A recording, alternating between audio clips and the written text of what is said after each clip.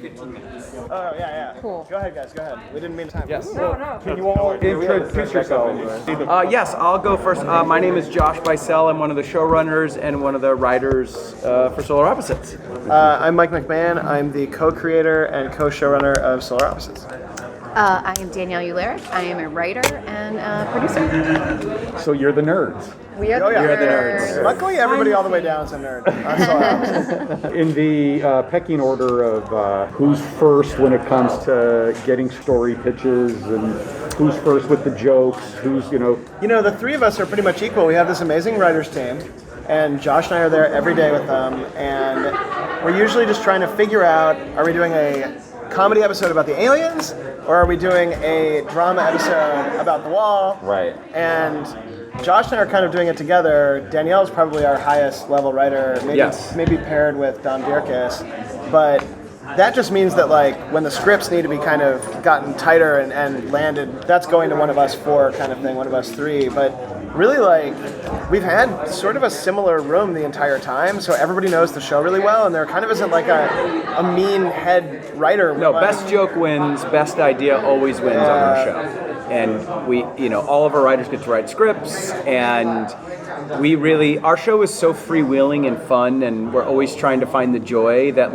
if somebody pitches something great and it seems insane, then we'll spend the rest of the day trying to work towards that. I will say half the time, I'll pitch an insane thing. Josh will go, well, we can't do that, and then we'll spend the day figuring out how we can do it. I like to sit back in my chair and think for a minute and be like, well, now we have to do that. Because Josh has been working in TV for 73 years. A really long time. He'll talk about being on Veronica's Closet, and I basically started on Rick and Morty, so everything is a rule to be broken to me, and he never gets to do that, so it's fun to break his brain a lot of the time. And we love TV and movies so much that the more we can break the rules, the better, and then we just are surprising ourselves, because we're just, at the end of it, we're just trying to entertain ourselves in the room. And sometimes we're can we try to piss Hulu off? Yeah. Yes. And then we never do, but the episodes come out like we were trying to, which I really like. We've been saying a lot in the press that so many times, so many of the nods or the sort of homages are only things that we like that no one else is asking for. No one was asking for us to do an entire storyline about Sylvester Stallone's movie Daylight. From the late 90s. But we thought it was funny. Mike and I liked it, and so we just, if it makes us laugh, we always are trying to run whatever the opposite of the cutting edge is. Yes. It's whatever the cutting edge for us is, which could be a thing from 85. You know what I mean? And maybe too many Chicago references or not enough. We're both from Chicago, so we love putting weirdly specific Chicago references in there. I believe there's a White Hen Pantry one this year. There's right? a White Hen 100%. Pantry and the model train episode. But when we get to do the wall stuff, and now with this new season, Silver Cops, as these guys like to say, for us it's so fun because we get to cosplay being drama writers, right? We're nerdy comedy writers that know a prestigious drama or whatever hire, but we get to do our own prestigious drama with tiny little people eating peeps. And now with Silver Cops was something that Mike, I remember, walked in this season 3, was the wall's going great, we love the wall, let's do another wall. I have an idea for some of the Silver Cops, and I have 4 seasons already ready to go. And we were yes, So, more. Yeah, we like building little dramas into our comedy is something that, because we're on streaming and because you can watch any episode of it whenever you want on Hulu, we don't have to worry an audience member happened to catch that episode. They have every episode. I grew up and I'd be oh, I've never seen that episode of The Simpsons. This rules. So we like to wield that kind of stuff because we're on Hulu. Do you find that animation as a medium allows you to break the rules a little? Oh, 100%. Way more, yeah. And we were able to blend episodes one into the other, like we did in season 3. Or there's Joe Saunders, one of our writers, one of our producers. Well, he's been with us since the very beginning.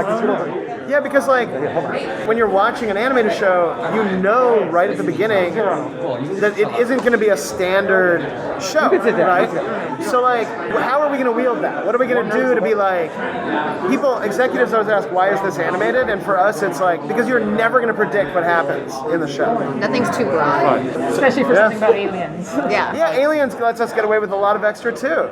Yeah, so getting to a concept you touched upon earlier, but especially with the show Solar Opposites that goes so far balls to the wall on concepts. Has there been anything that Hulu or someone in the process has actively said no for, or has The only stuff is like gun violence or kids getting injured or stuff like that, where we're like, oh yeah, that might bum somebody out. You know what I mean? But like, that's on any show. Right. You know, or Star Wars stuff. Or often now that Disney owns us, we get slapped on the wrist more often when we're like, let's show Minnie Mouse's breasts, you know, and it's like, because there's this whole new department there called Disney Synergy, which is only there to yell at us if we're gonna have a Winnie the Pooh vibrator, as opposed to like anything else. So it's funny running into that now, but there's. You know, luckily there's many things to make fun of in this world. But no, we've tried to get Hulu to tell us no, and they just won't do it. Like, they just love the show. No, they're an amazing partner. Truly an amazing partner. I wish we could talk shit about them, but they're really nice and they love the show. Can you guys hear us through these? Yeah, I can hear you very well. With The Wall, now, when I watched the first season, I was like, this is so gripping. Like, it's so dramatic, it's so flushed out. I was like, I want to see more. Yeah. And then when we got more in the second season, I was like, this is awesome. So, how long have you guys been working on that? Like, was that like a storyline y'all were like, all right, this is the inception of it, we're going to let it run through and see where it goes, or you've just been building upon it and building upon it? I'm just really curious. So, because when Justin and I pitched the show, we wanted The Wall to be first season, and then the second season we wanted to have be a different, dramatic, serialized thing. Sci-fi thing. Sci-fi thing. Interesting. But then we just ended up falling in love with The Wall the first season, and we were like, well, we don't want to end this. Right. So what we decided to do is we didn't want to do it over again, though. Like, doing the same thing over and over. So we're like, okay, we'll do The Wall again. They'll still be little people, but the genre will change. So first season was like an Escape from New York, War of the Roses kind of like battle episode, you know, Mad Max stuff. Second season was a murder mystery. Yep. True detective-y. True detective stuff. that. And then third season was like a horror monster thing, like aliens kind of thing. And then honestly, we've already written fourth season of The Wall, and it's kind of a Tinker Tailor Soldier Spy, like, mystery. Cold War mystery. But once we got into it, like with the church, for instance, the Bowenian church, we knew pretty early on that journey that the We're church was always going like to take. a season or two ahead on The Wall. You know, Yeah. we teed that up and brought in someone like Sutton Foster, who plays Sister Sisto, because she is such a Broadway star and such a sweet voice. We knew when we cast her that she would end up being a villain. Not to have a spoiler alert to people who haven't seen it, but I mean, the other reason we wanted to lean into The Wall so much is the cast. Like, the cast that we have, Christina Hendricks and Sterling K. Brown. Yeah, they're killer. They're so insane. good. And then when we were like, season 3, we were like, well, we still want to do The Wall, but I miss doing that new thing every year too. That's why we started adding Silver Cops and more backstory for the aliens themselves with 99 Ships, because being weirdly serialized is what we're having fun with. So like pumping the gas on that and then pumping the brakes back and forth, so you never know as an audience what the next episode's going to bring you. Can you all talk about maybe about writing for some of your guest stars? I see that there's going to be Sterling K. Brown, Christina Hendricks, Tiffany Haddish. Well, Tiffany is amazing. I mean, when we cast her, we were like, there's no way. She plays an orb. She's a computer orb. And we were like, she's like, how do you want me to play this? And we were like, just be yourself and funny, and we'll add like a slight bit of computer futz to it, you know? And she makes everything so much funnier. She elevates it. Season 4, she gets a whole episode. Like, it's so... We just keep we keep finding these actors that we're lucky to get, like Christina, like Sterling, and we want to write up to them. Alfred Molina playing the Duke, who was amazing. Andy Daly. Right. Sterling K. Brown, getting him was, you know, I only think we got him because COVID hit. But it's fine. Well, I'll take it. He was so Kieran amazing. Culkin keeps playing as a recurring character as well. He's Glenn that will be the star of the Silver Cops. Getting Kieran Culkin was amazing. So being able to write for them, and it's so different than like writing for Mary and Justin and Thomas and Sean, because you watch that part of the show, it is so fast. And we are trying to write it, and they are talking as fast as we can. We're getting in as many jokes as we can. So to be able to then shift gears and do this pseudo-dramatic piece with these amazing dramatic actors saying ridiculously stupid things. It's fun to get to write. Well, Sterling K. Brown is like, he does comedy, you know what I mean? Yeah. Mm-hmm. But like for Christina, she's in so many dramas, and like I love her in Mad Men. Getting to write jokes for her and for Sutton Foster and for people that don't usually get to do funny stuff, you get to like, you see these grins on their faces in the booth when they're recording the dialogue, and it's like, oh yeah, you don't usually get to be a bad guy or a funny or say ridiculous animated things. It's really fun. Do you ever get feedback from somebody who's in the booth like, wait, I have to say what? Oh, every time. Usually they're laughing because they've read the whole script and they're like, oh, I can't believe I get to say this. What we usually have to do is we go, first of all, I'm so sorry. Yeah, we make a lot of apologies. We apologize You're a about lot. to say the stupidest thing of all time. I know you've won many Emmys, but please say the dumbest thing ever. We're shocked we don't get it more. But the irony that somebody so steeped in like dramatic influence and stuff then says something stupid is really funny to us. Yeah. With you guys bringing up the idea of like season 4 being like with Tinker Tailor Soldier Bot, is there any concepts for like a season 5 or beyond that like you're already thinking of would be for that? We have like, I think for The Wall we have at least 2 or 3 more seasons figured out, but luckily it's like, it's such an open book that because you can switch the genre and because it's like just little people in a society, there's all these things. Yeah, it's like a video game in a way that it's like we can always adjust it and change it. We just have to introduce kind of new villains and new heroes and like let time pass. The one thing we always push the brakes on is we don't want to jump ahead.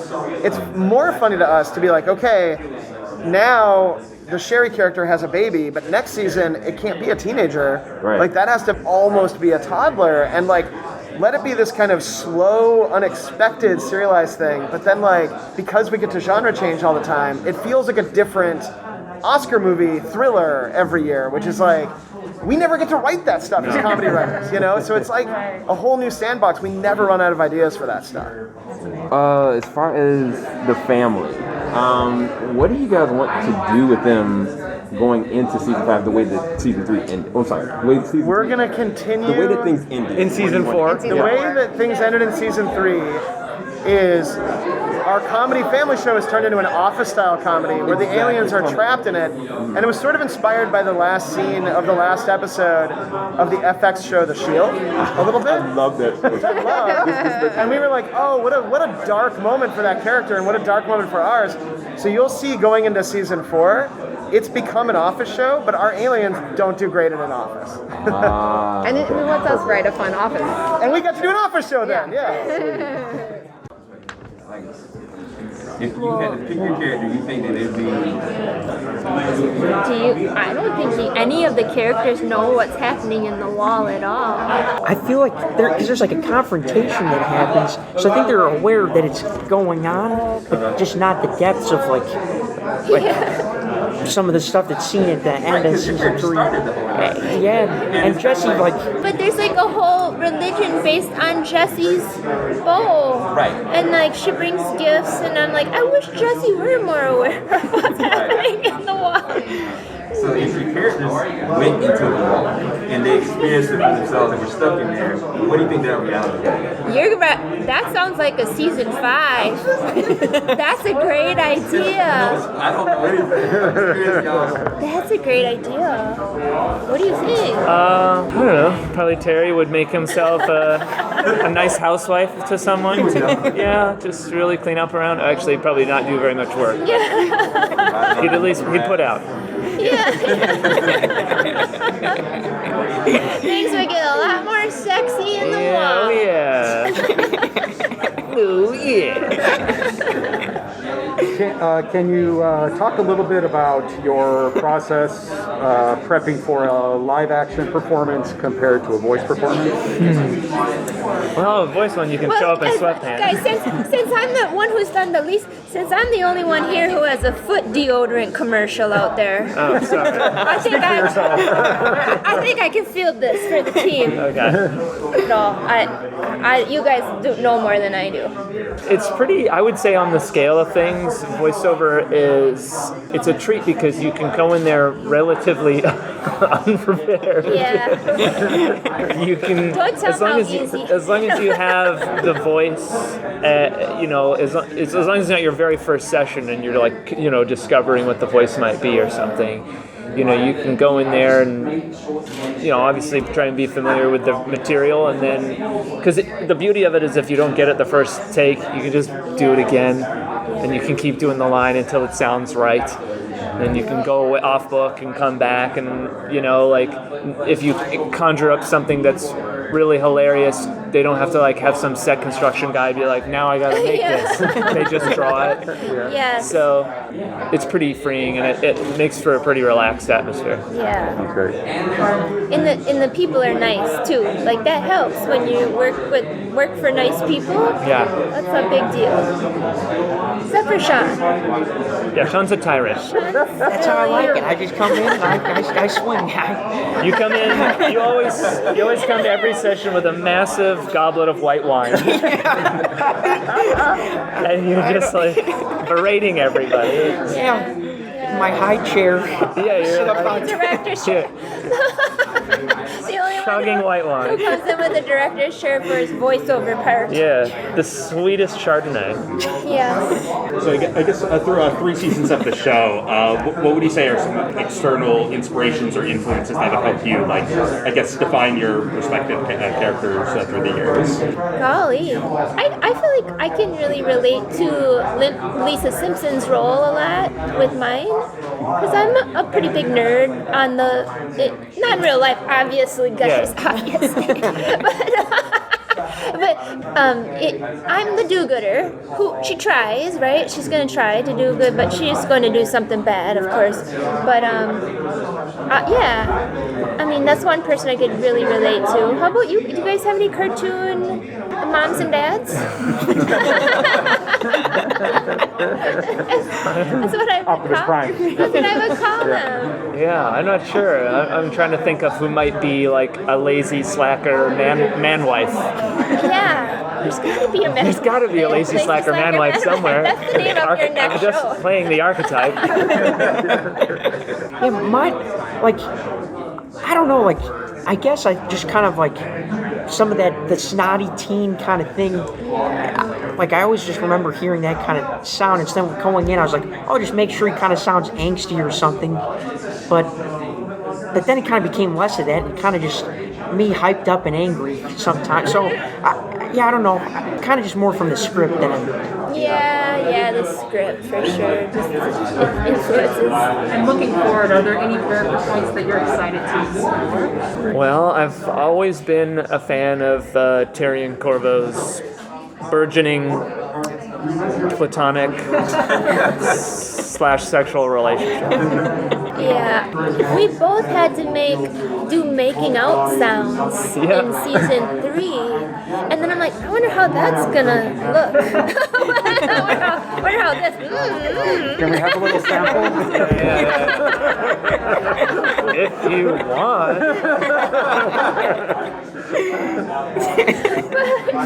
I did see it with the line guy. I was like, oh, that's how they animated it. Great. It worked. You guys mostly record together, or you guys are separate? Since the pandemic, you guys been separate together? I mean, pretty much since the get-go, everyone's recorded on their own. You guys did something together at some point. A couple things together, Sean and I did. And then Sean was his regular self and was like, I am sick of her. Yeah. No We're more. done. Yep. And then solo from there on. Yeah. Less Mary, more white wine. Yep. Make it public. Yeah. But it was good. It was good for us to do that. I see why they had us do that, so we could kind of feel like each other's rhythm, you know.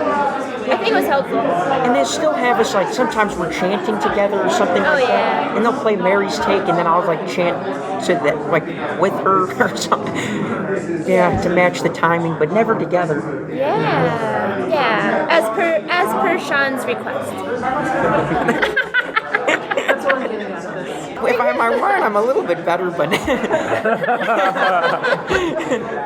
I love that it's in a goblet too. Yeah, I'm just picturing medieval. like almost a two-hander. Yeah. The Claymore of glasses. Yeah, the Claymore of glasses, exactly. How do you guys find the balance of bringing humanity to these characters who are so disconnected and non-human? I mean, mine is way easier.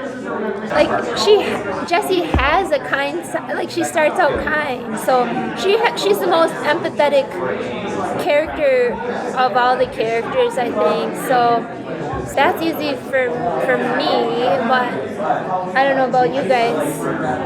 Well, for my guy, like, it's kind of a, like, he thinks that he doesn't, like, he hates humans and he's really against it, but, like, he also, it seems like he doesn't want to admit it, but he really loves humans, he really wants to be accepted by them, so he's kind of, like, really trying to learn how to be human, and I guess it's just really competitive, but yeah, he might end up being like super into the human lifestyle, I guess, by the end of it. Yeah, and I think Terry's always been a fan of humanity and especially pop culture and TV and obscure references and all that kind of stuff. So he's just fanboying out basically all the time. Yeah, these three pretty much do want to fit in. Like, Corvo's the one who really just doesn't care so much about fitting, but you eventually do want to fit in. Yeah, I want to be like popular and cool. You secretly want to be popular and cool. Yeah.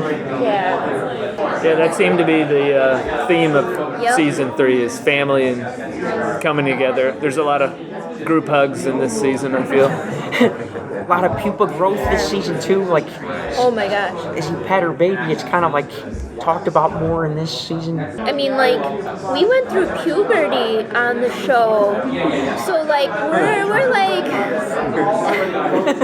our characters did, and we did as well. I'm that young. Please say I'm that young.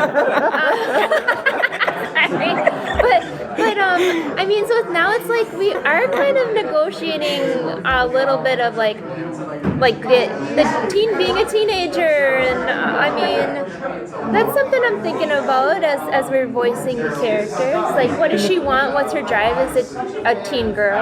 The back of some guy's neck. The back of some guy's neck can be very erratic. Yeah. I guess my character, he just, like, sometimes being nicer, like since the Funulac episode, it seemed like I don't consciously do it, and the writing kind of lends itself, but sometimes being a little bit nicer has kind of changed. Yeah, you're not such an asshole.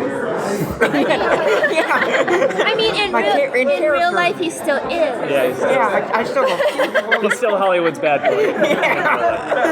Poor Sean, I'm so sorry, Sean. No, I like this reputation. It's like, you might get paid more. You're gonna have to buy a motorcycle and roll around LA. yeah. For each of you, do you have any standout episode from this past season that you are like, especially been a bit a fan of?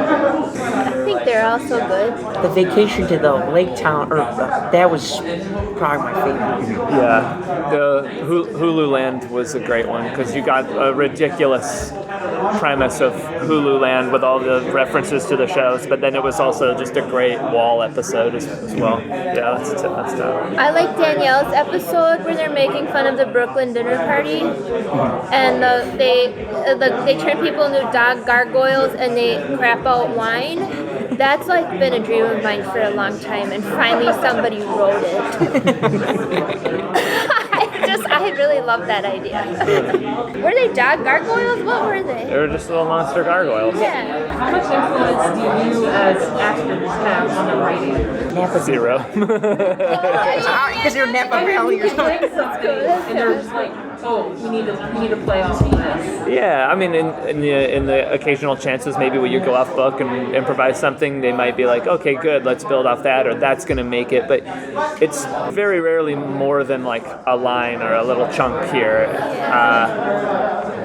The scripts are so tight, it's pretty hard to derail it, and nor would you want to, on a huge tangent. They have made fun of Sean and my accents, and have commented on that, so we've influenced them a little bit there. Look, I gave them a lot of Malcolm Gladwell standing, but they only used a little bit, so You can oftentimes gauge where your show is by the guest stars that you can pull. Was there a guest star that kind of shocked you? You're like, wow, we got Christina Hendricks, or was there some star that really shocked you? Well, Tiffany Haddish is wonderful in Absolutely. it. Yeah, it's crazy that she's amazing. Her voice is a great. regular. Yeah. There's so many good regulars. Clancy Brown, and then Tom Kenny pops up as different characters. We get my. Shift gears real fast. Absolutely. Can you all introduce yourselves for the recording devices? I am Benji Samit, developer, co-showrunner of Koala Man. And I am Dan Hernandez, the co-showrunner of Koala Man. I co-developed it with Michael, Cusack, and Benji. A show that takes place in a specific location like Dapto. I don't know if you've ever been or if you've had time over there, but... Yeah, no, Dan and I have never been to Australia, but Michael grew up in a town right next to Dapto, and so that's his life, his world. We're talking about writing about Dapto. Oh, okay. Yeah, I can talk about that. Yeah. So Dapto is a small town that I grew up near, and the reason it just seems to work for this show is because I wanted to make an Australian superhero that had no powers, nothing interesting about him, just a middle-aged dad, and Dapto is like a really kind of small town in Australia, so instead of doing a big Gotham, like crazy big superhero city, it just seemed funny to do a small suburban town that's like kind of a bit boring. So there's not much that goes on there in terms of crime even. It's just like petty stuff, like kids littering and just nothing. So, but the stories start there but can escalate into massive things in this show too. So yeah. So it was interesting to write about somewhere that I've never been to Australia, and I had to learn about all of these very specific Australian things. But through Michael's point of view and through the other Australian writers in the room, we found a lot of commonalities and a lot of things that even if we didn't understand necessarily the nuance of it, we understood sort of the emotional importance of some of the things that they were talking about. That feeling of being, because I am from a suburban town in South Florida, so like that part of it felt emotionally true to me. And so there were things that were sort of applicable across that cultural divide, and I think that we kind of tried to focus in on those emotional truths, if for lack of a better descriptor. YOLO Crystal Fantasy was set in Wollongong. Yeah. And I used to live in Wollongong. So. What? Really? Yeah. Really? Yeah. Oh, that's amazing. Like cool. across the street from North Beach. Oh, you serious? Oh, wow, that's awesome. Yeah. So I was waiting. You were gone. I'm like, let's get on these. Oh, that's great. I Yeah. didn't know the area. Well, I mean, Dapto's basically just in Wollongong. Oh, yeah. Yeah, it's just a suburb of Wollongong, really. That's so cool. And you're bringing Damo and Darren. Yes. back. Yep, they're staples of Dapto. Because I made a short many years ago called Damo and Darren, and it is set at Dapto train station. I just went there and took photos of the station, then drew over the photos. So it's that station, and it just seemed logical to bring them back for Koala Man. It's almost like they're the villains that pretty much do nothing but are always there. It's like Koala Man's constant. They're like kind of like the Jay and Silent Bob 2 of the world. They just loiter around shops and they're always there. They're the personification of Dapto. Yeah, exactly. Yeah. It wouldn't be the same without them. Yeah. Are you looking to bring in those real life situations from living in Wollongong or living in Dapto area? Yeah, it's usually like low stakes, relatable kind of small town things that I've experienced or other writers have experienced. Like Dan says, not just from Australia, but small towns too, and anything else the other writers have. But then using those small stakes, low stakes situations and seeing where they can go.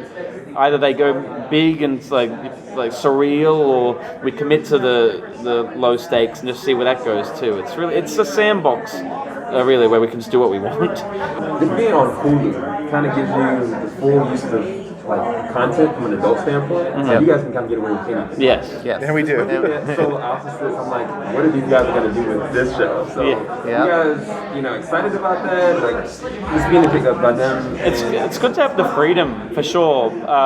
But in saying that, it doesn't mean like we're like, oh, we can do anything it's going to be like as gratuitous as we want.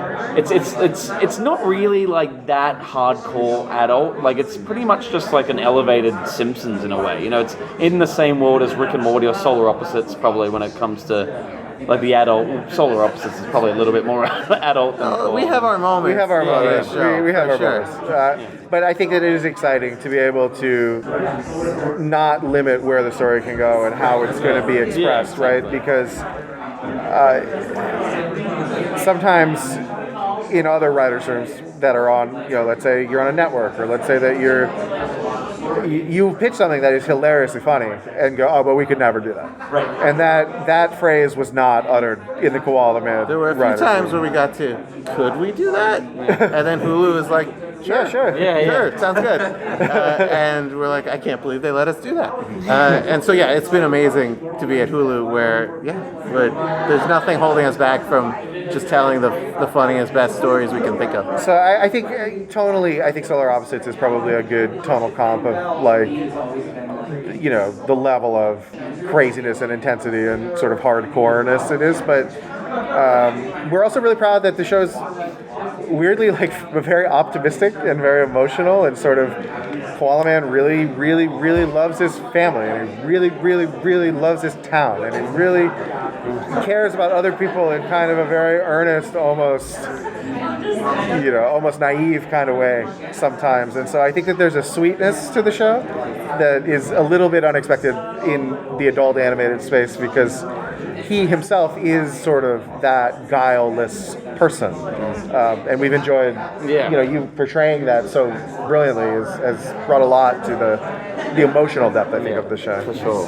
I guess then going with that, from a creative standpoint, how would you say that Koala Man differentiates from the type of projects you've done previously? Like YOLO and stuff like that. I think Smiling Friends, I think the good thing about I'm very lucky because I've got 3 projects, but I can kind of tonally be a little bit different with each of them. Like something like YOLO, it's just pure insanity. It's just like almost, there's nothing grounded there. It's supposed to be just like insane, and it's almost like not marketable because of that. But it's like it's like having the punk side project band.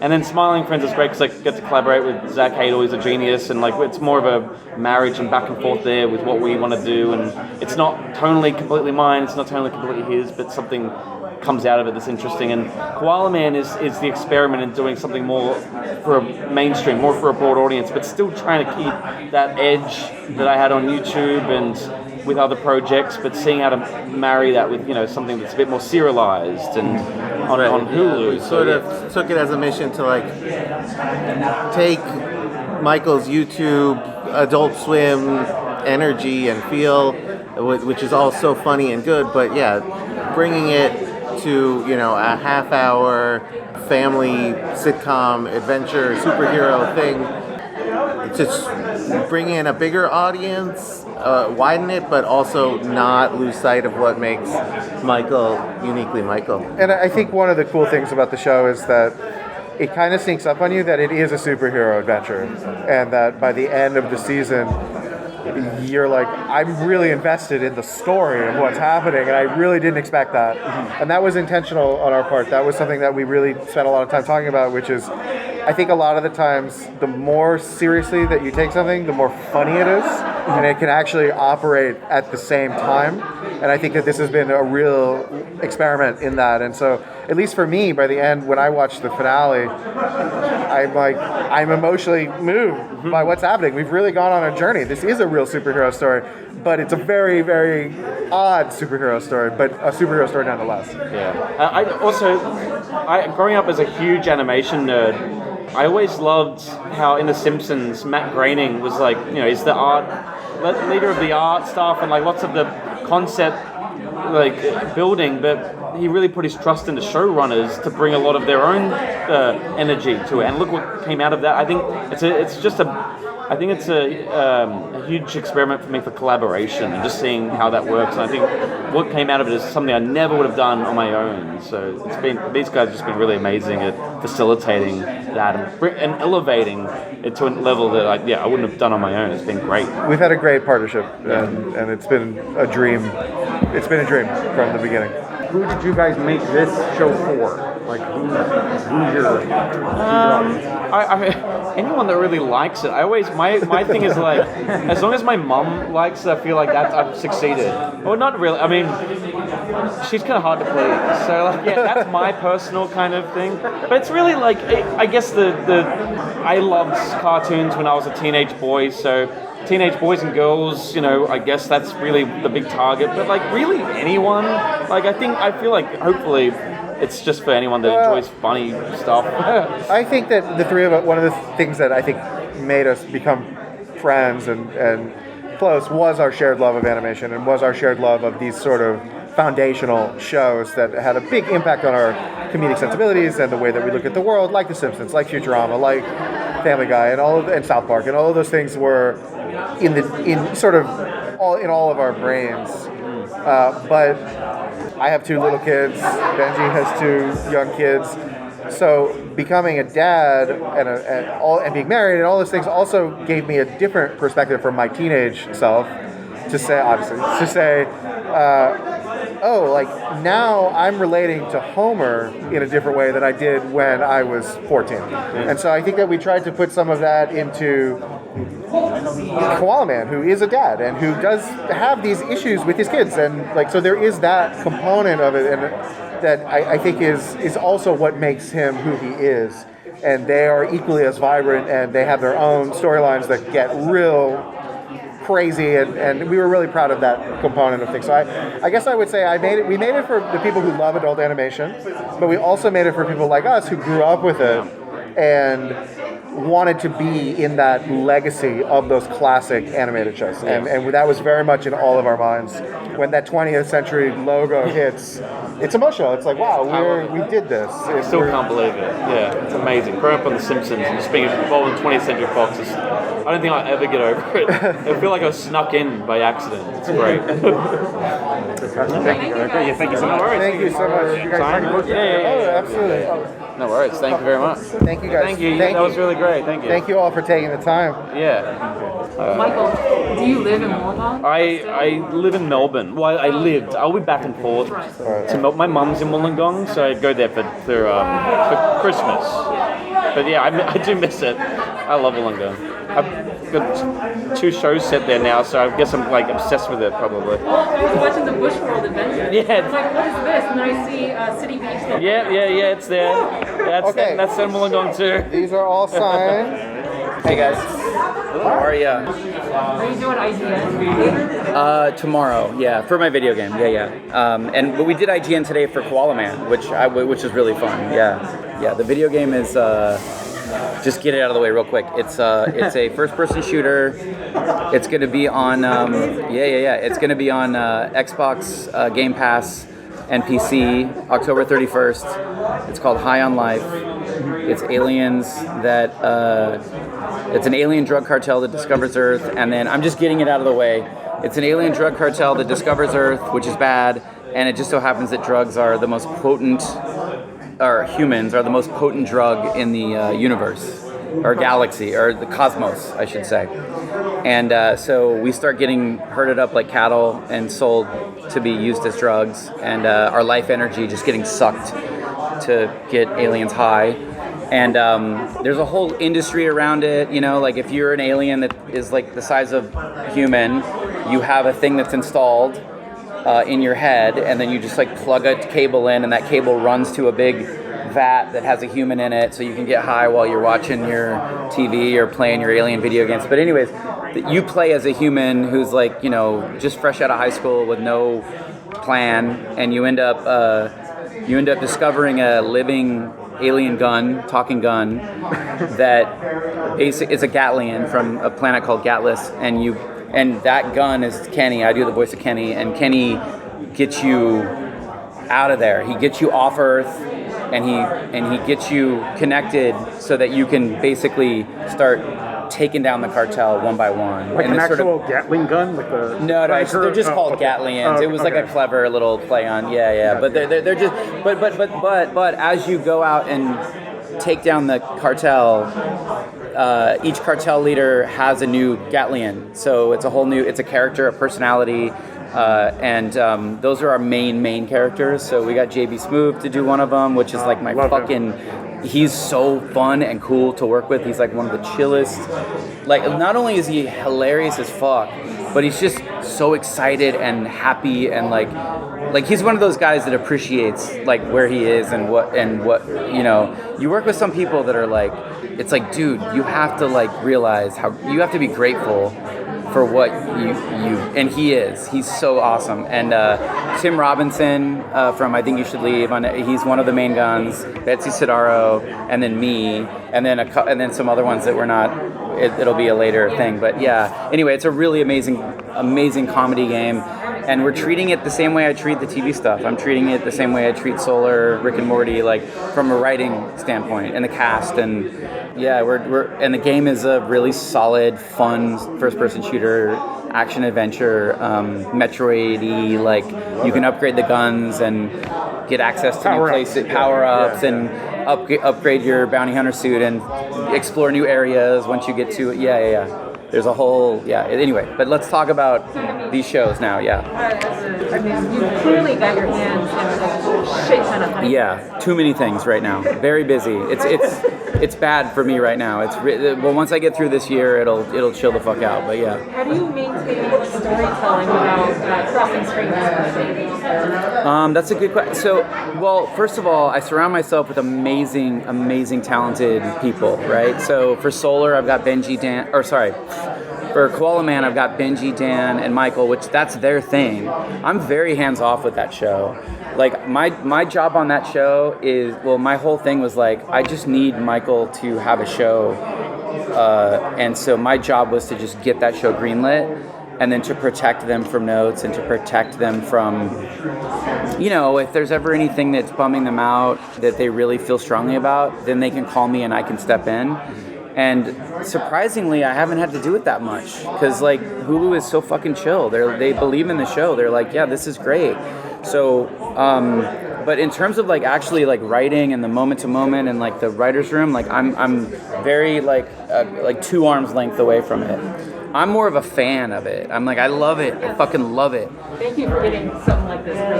Yeah, I mean, I was like, I want more from Michael Cusack. I want more. Like Smiling Friends, fucking LOL. I'm just like, give me. I mean, and that guy's working his fucking ass off on, and just started. It's like, holy shit. When is he going to get to burnout? I don't know. I mean, fuck. But God bless him. I mean, you know, this show's great. And then for Solar, it's like, you know, it's Danielle and Josh and Mike, and it's like, and our writers on that. And it's like, you know, I'm closer to that one, obviously. But, you know, still, it's like that show would not be as good as it is, or would not even, like, crossing the streams. It's like, we have all these amazing ideas coming from our other crew that just feed into that show. I'm like a big picture. I'm like a Jim Henson type, where I'm like, not to compare myself to a fucking absolute. I think you just did it. I know. I'm sorry. Like I don't like doing that because it's like no, for real. It's like nobody will ever be. You know, it's like a Miyamoto or I'm not. But I like to work that way, where I want to create. I have too many things. I have a backlog of things. I have sketchbooks this high, full of ideas, worlds, characters, stories, and it's like I can only do so much. So, you know, and that's Sorry, are these different projects some kind of valve to some part of your like personality? You know, I don't know where they come from. I got to be honest. I feel like I'm tapped into some weird cosmic I just have these ideas that come to me, and then I get obsessed with them, and then I have to just get them out, and then I get them out, and the ones that fill a sketchbook, the ones that just keep going, tend to be the ones that end up like Solar, you know, or this new video game, or you know, Trover was one like that, where my other video game, yeah, it's like you know, and then there's so many others that are great, amazing ideas, but it's like they came to me somehow, but they didn't take over. They didn't like just They didn't start. possess you. Yeah, they didn't take up rent in my brain for months. You know, like Solar was one that was just like I could not stop thinking about Solar, and a big part of it was the wall, and just like, I mean, we were developing it, and then the wall idea hit me, and then it was just like it just elevated the whole project because I loved what we had with the alien, with the Solars, you know. But then the wall was like, then I just became obsessed with the wall. Right. And the good news is that idea came deep enough into developing the family and their whole thing that it was fine for me to just totally not give a shit about that anymore. And Mike was like on board, and it was like we just fell into this like amazing rhythm, and it's all just like coming from somewhere else. It's so weird. I don't know. And I know it sounds like all woo-woo and weird, but you know, yeah. I mean, it's honest, yeah. I want to say something, but don't let this blow up your head. Nothing could. I'm so humble and like I honestly think the way that you kind of describe how you process information and process a lot of things, I think you're a creative machine. Well, thank you. That's crazy to hear. Thank you. That because the way that you were kind of describing video games, yeah, I was like, is he just being funny? Is he just kind of, but you give so much detail. Yeah. I was like, this came as succinctly as I could, right? Yeah. And so it's not just you're a great actor as a voice actor. Thank you. Yeah. You're a creative genius, and I think that you kind of describing the wall. I'm so bad with compliments. You know what? I learned a lesson though last night. Literally last night, someone said, just pretend like they're talking to a little guy on your shoulder, and you're just like, yeah, you're this little fictional guy. Oh, you want me to sign these? No, not yet. No. Well, I mean, I might as well while we're. Yeah. But anyway, yeah. I mean, yes. Thank you. I mean, I'm just having fun, and I'm super grateful. Yeah, but yeah. It's kind of like it seems like you're living your dreams. I absolutely am. Like your 10-year-old self, and like, wow, what do I do? Like, this is the ideal thing. 100%. You're being absolutely creative, but at the same time, you're not just doing what everybody else is doing just for the sake of it. It seems like you're doing what you. And I'm really lucky to have partners like at Hulu and you know, like I said, like all the folks that I'm working with that are, and even at Adult Swim, you know, everybody that's very like just believes in it and is chill. Just do your thing. Yeah. I mean, obviously Rick and Morty was the foot in the door to get us to Solar, you know. So, and then our relationship with Hulu on Solar has just been so we're all friends with the network, you know, with all of the executives. It's really a magical thing that is not always the case, you know. It's there's certain places where the executives, there's a very adversarial, no, they trust us, and like so on Solar we're able to just kind of do what we want to do. I don't think we get notes here and there, but it's like they will let us address them how we feel best, you know, to address. So yeah, I'm 100% every day. I'm like, if you don't have gratitude and if you're not humble, I'm pretty like, I don't want a bunch of fame and spotlight. I'm pretty private, and I work out of my house now because of COVID, and I just like, I can do back-to-back meetings all day long, and like, but every day I wake up and I'm just like, how the fuck is this real? Like, how is any of this fucking real? It's insane. Like, this is fucking insane to me. But it's like, yeah, because like I grew up loving Jim Henson, and like, you know, again, I'm not comparing myself, but like, I cried when I'll never forget where I was when I found out he passed away. I'll never forget it. I was in Stockton, California, going to the fair, and it was on the radio. I'll never forget it, and I literally cried my eyes out. I'm getting like emotional right now just thinking about it. But yeah, like, give me a second here. But yeah, like, you know, so to be able and to look at how he did stuff, and then to like, you know, to bring amazing people together and to respect them and to wield their talents for some larger amazing vision, and to see how excited they are to contribute their talents to that, it's insane. It's just super surreal. So I'm super grateful. and humble, and I kind of just want to lay low because the internet and humanity is sort of losing its mind right now, and I just want to stay away from all that, and just focus on distracting people from it, getting people a reprieve from it, Yeah. I know. As a great outlet for all these ideas. 100%. You can get away. You'll get away more with animation than any other. Video games you can too, but animation. You can do comedy. You can do jokes in animation that you would never get away with in live action, ever, ever, ever. And also, there's no coincidence that a lot of my shows are alien based, because when you have an alien cast, it just eliminates a lot of identity politics, and a lot of stuff goes out the window, and you get to just sort of focus on the human being underneath, the characters underneath. And that's how I live my life. I don't care what you are, blah blah blah blah. Anything is. I just want to know who are you as a person, and your heart and your brain, and that's it. Thanks so much, guys.